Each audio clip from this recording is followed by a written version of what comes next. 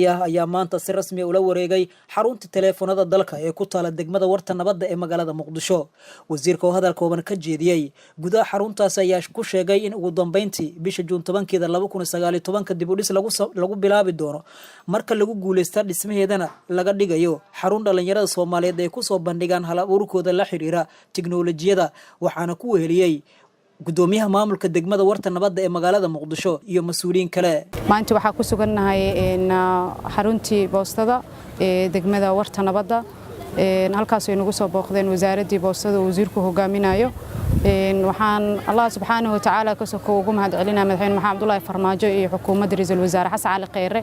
ee hogaaminayaan oo hore u ballan qaadeen in adeegyada dawladda shacabka Soomaaliyeed aysan ku ekaani doonin sidii bariyadii hore meelihii ay ahayd ay u shaqeyn jireen shacabka Soomaaliyeed ay gaarsiin doonaan min deegaan degmo ilaa ay xaafad. Wasiir Cabdi Canshuur Xasan ayaa ku wargeliyay dadkii halkaasi degnaa inay ka guraan inta aan la gaarin waqtigii la qorsheeyay inuu bilowdo dib u dhiska si ay qayb uga qaadato fududeynta adeegyada wasaaradda bixiso iyo shaqo abuurka dhalinyarada Soomaaliyeed.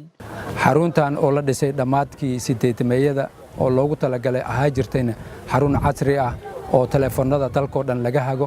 dhammaan telefoonada magaalada Muqdishona xarunteeda halkan ahaa jirtay oo dawladii Jarmalka waagaas ee u dhistay Japan ee u dhistay dawladii Soomaaliya saad u jeedaan maanta anaga gacmeena ku burburinay tiknoolajiyadii iyo wixii naloo dhisay iyo wixii ummadda Soomaaliyeed isu geysay haddana waxaan rabnaa dib inaan gacanteena ugu dhisano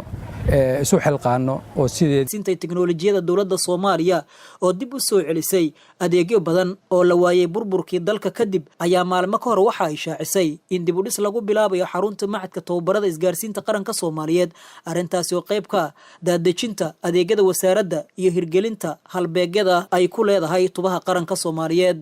Cali Cabdulqaadir Cali warbaahinta qaranka Soomaaliyeed Muqdisho.